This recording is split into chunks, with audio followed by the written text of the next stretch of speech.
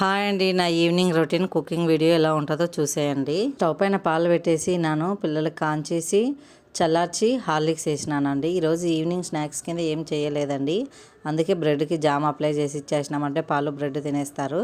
ఈరోజు నైట్ డిన్నర్కి వచ్చేసి రాగి సంగటి, పచ్చిపులుసు, సొరకాయ చట్నీ ప్రిపేర్ చేస్తున్నానండి. అందుకే రాగి సంగటి కోసం రైస్ని కడిగి పక్కన పెట్టేసి పచ్చిపులుసుకి చింతపండు పక్కన పెట్టేసిన. ఈరోజు అమావాస్య, అది మంగళవారం ఉన్నందుకు మళ్ళీ ధూపం పెట్టేసినాను ఈవినింగు. పచ్చి పులుసు కోసం పల్లీలు వేయించుకొని పక్కన పెట్టేసుకొని చల్లారిన తర్వాత మిక్సీ జార్లోకి వేసుకొని దానిలోకి చింతపండు, ఉప్పు, కారం, జీలకర్ర వేసుకొని బ్లెండ్ చేసుకొని తగినన్ని వాటర్ పోసుకోవాలి. పచ్చి పులుసు సరిపడని స్టవ్ పైన పెట్టేసుకోవాలా. ఒక పొంగు వచ్చినాక స్టవ్ ఆఫ్ చేసేసి కొత్తిమీర వేసేసుకోవాలండి. ఇలా ఎంతమంది చేస్తారో ఈ ప్రాసెస్లో కామెంట్ చేయండి. పచ్చిపులుసులోకి ఉల్లిపాయలు కట్ చేసుకుంటున్నా అండి. చల్లారిన తర్వాత ఉల్లిపాయలు వేసేసుకొని పోపు వేసుకోవడం అండి. పచ్చిపులుసు అయిపోయింది.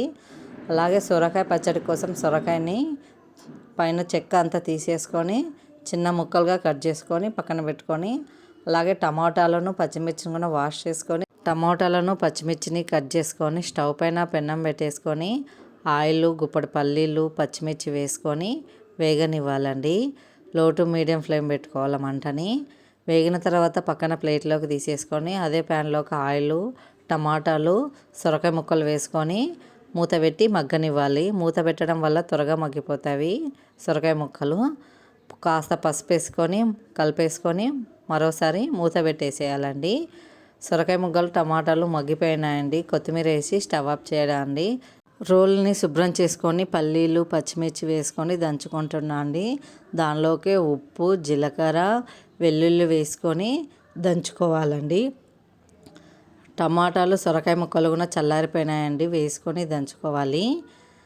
ఇలా సొరకాయ పచ్చడి దంచాలంటే చాలా ఓపిక ఉండాలని, అది రోటి పచ్చడి అంటే మరి ప్రాసెస్ కదండి, చాలా టైం పడుతుంది. పచ్చడి అంతా మెదిగిపోయిందండి, బౌల్లోకి తీసేసుకుంటాను. నేను ఇక్కడేం పచ్చడికి పోపు ఏం వేయను. రాగి సంగటి కోసం కుక్కర్లో రైసు, వాటర్ పోసేసి స్టవ్ పైన పెట్టేసి 4 విజిల్స్ రానిస్తానండి. నేనైతే గాలి అంతా తీసేసుకొని దానిలోకి నేనైతే ఏ గ్లాస్తో రైస్ తీసుకుంటే ఆ గ్లాస్తోనే పిండి వేసేసుకొని ఒక 5 నిమిషాలు మళ్ళీ అలానే పెట్టేసినాక స్టవ్ ఆఫ్ చేసేసి మొత్తము పప్పు గుత్తితోనే ఎనిపేసుకుంటా, బ్యాక్ సైడ్తోన కాస్త నెయ్యి వేసుకున్నాను.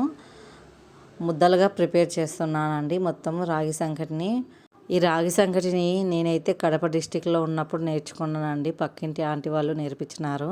వీడియో నచ్చితే ఒక లైక్ ఇచ్చి సబ్స్క్రైబ్ చేసుకోండి.